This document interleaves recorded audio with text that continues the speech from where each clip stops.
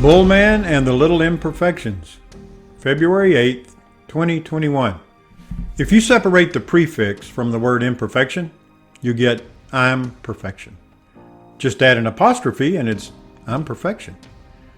Bring me your imperfections and I will throw in mine. Bound to be something perfect in there somewhere. The Journeyman, February 8th, 2021. He was a man. Big man. A bull man. I got to wondering about a sliver of my long ago the other day. Whatever happened to Byron Bullman Gilbert? He was unquestionably one of the most unique characters in a cast of movie-worthy personalities I met as I was alternately spending and misspending my youth.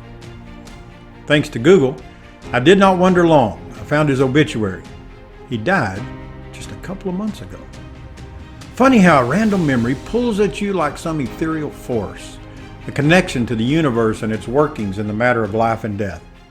How could the death I did not know about, of a man I have not thought about in years, pull on me like this?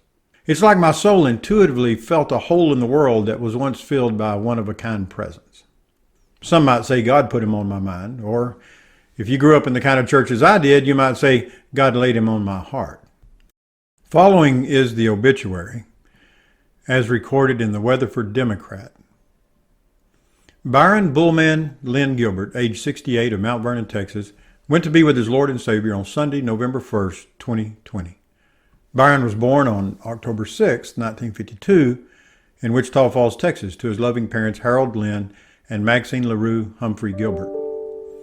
He was oldest of 4 children, the only son, and was adored by his younger sisters. 2 weeks before his 16th birthday, Byron suffered a devastating brain injury while playing high school football for the Mineral Wells Rams. He was a dedicated student and athlete, excelling in both the classroom and on the field. He was admired and respected by students and teachers. After his injury in 1968, he was honored as the most valuable player of Mineral Wells High School. His jersey, number 65, was retired, and the sports section of the Mineral Wells yearbook was dedicated to him. When he was just 16 and on the road to recovery, the Oakland A's met with his parents in hopes of signing him to play pro baseball, his true passion and ultimate goal in life. After miraculously surviving his injury, Byron went on to live a full, happy, Christ-centered life, sharing his testimony and his love for Jesus with every single person he met. To know him was to love him. Bullman was always ready with a joke or 10, and he loved a good game of dominoes, even more so if he was winning. The Weatherford Democrat. We are the stars, the mighty stars. When I was in the 5th grade, my parents decided it was their duty as Bible-believing Baptists to get me out of public school. We lived in Mineral Wells, Texas, Has-Been-burg, where an Army base and a famous hotel once made it a happening spot, where the options were public school, Catholic school, or, well, that was it. Mom and Dad were about to send their Baptist boy to Catholic school. There was a solution on the horizon. Our little church had decided to join the Accelerated Christian Education Movement, ACE, as it was called. This organization offered a ready-made curriculum for mostly self-guided education. God help you if you had issues with reading or otherwise lacked language skills. I say God help you because most of the teachers and monitors, how is that for a job title, were unqualified to be much help. I was bitter about the whole thing. I was into sports, football and baseball especially, and this little fart of a school would only have facsimiles of those, and not even that for a few years. We eventually played 8-man flag football and struggled to find 8 boys to field a team. Instead of baseball, it was slow-pitch softball. You needed 10 whole bodies for that sport. My baseball coach stopped by Dad's auto repair shop to reason with him about leaving me in public school. He believed I had a future in the sport. Dad was not having any of it. It was far more important that his boy learn proper, quote, standards, unquote, and take Bible electives. So off to the Bible Baptist Academy I went, where the uniform was polyester pants, a baby blue button-down shirt, and an American flag tie. You didn't have much hope of actually winning many games when you had to use everything from 6th graders to seniors to scrape enough warm bodies together just to make up a team. We were determined, however, to play, whatever the outcome, whatever the cost. We were democratic about choosing the school mascot and colors. The student body voted on both. Ironically, we chose stars as our team name. Ours never shined very brightly until one year, under the leadership of coach and school principal Big Al Henniger, we made a run at the championship in football, softball, and volleyball. I say we made a run. We didn't win any of those championships, but we were competitive. We did, however, smoke everyone in ping pong, thanks to my Uncle Troy, 3 years my senior, and me. We were the best by a mile in Palo Pinto County. ACE combatants were no competition, really. MICKEYMOUSE. Our first foray into football was when I was about 14, I think. We did not yet have a team, but we had an invitation to put one together. It seems the mighty Castleberry Christian School in Fort Worth was all set for a homecoming game, but had no opponent. Whomever they were supposed to play backed out. Uncle Troy was dating a girl from Castleberry and knew the principal there. He managed to arrange for us to put together a team and play them. We were a ragtag bunch. Troy elected himself quarterback. I was a wide receiver and safety.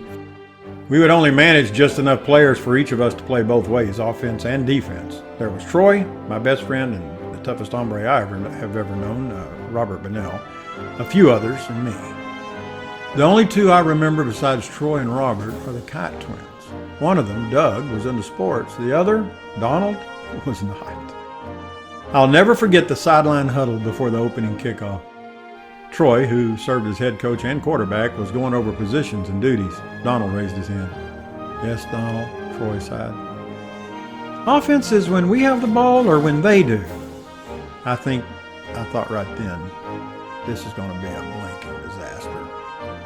If I did think that, I was completely correct. I believe they had hung 50 on us by halftime. We were wheezing and sucking air like we had scaled Everest. To add insult to injury, sometime in the late fourth quarter, when it was apparent we were powerless to stop the mighty machine that was Castleberry, who had enough players for both offense and defense, plus subs, and uniforms and an actual football field with stands, they came to the line of scrimmage somewhere deep in our territory. Instead of the quarterback calling out the snap, the entire team sang MICKEYMOUSE.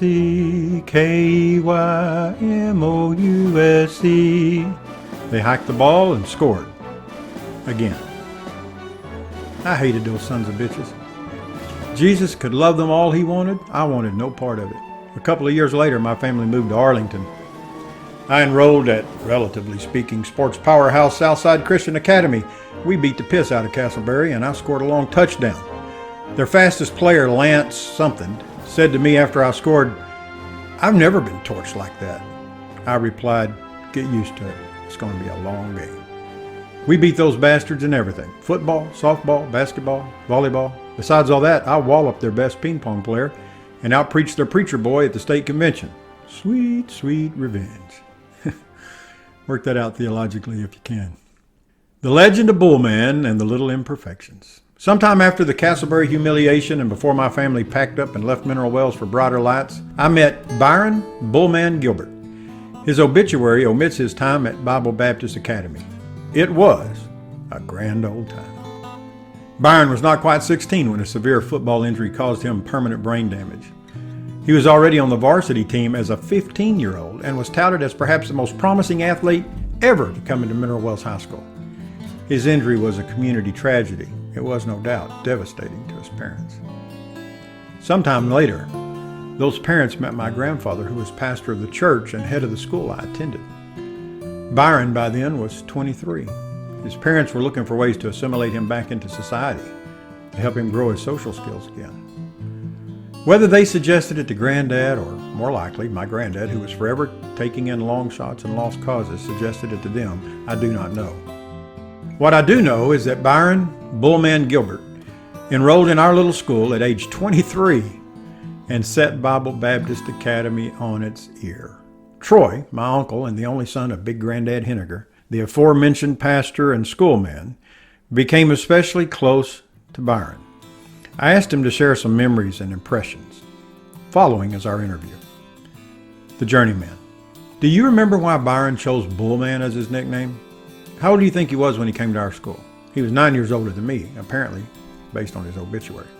Troy. He was 23. He loved rodeos. I regret never taking him to one. He never wore a hat, but always wore his boots. His parents were the sweetest. I remember being in their home. He wasn't really fat, just large and big-framed. He probably outweighed us by 100 pounds back then. We were both so skinny. Journeyman. He was probably twice as strong as any of us. Troy. Exactly. I don't think he knew how strong he was. Journeyman. What is your lasting impression of Bullman? Troy. Well, he was bigger than life. He was really a gentle giant. He could have crushed us to smithereens. Because of his size, most folks were afraid of him. He had a tender heart. It was easy to make him cry. He just loved life, and I don't think he was truly conscious of his energies. He always helped us to live in the moment. He was not selfish. I also caught up with my dearest friend Robert Bunnell and asked him what he remembered about Byron. His answer was interesting.